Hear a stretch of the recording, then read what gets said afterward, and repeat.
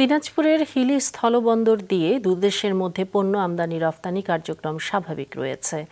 সকাল 11:30টায় ভারত থেকে পণ্যবাহী ট্রাক দেশে প্রবেশের মধ্য দিয়ে বন্দরের আমদানি রফতানি কার্যক্রম শুরু হয়। সেই সাথে দেশের বিভিন্ন স্থান থেকে পণ্য নেওয়ার জন্য ট্রাকগুলো এসে বন্দরে প্রবেশ করছে।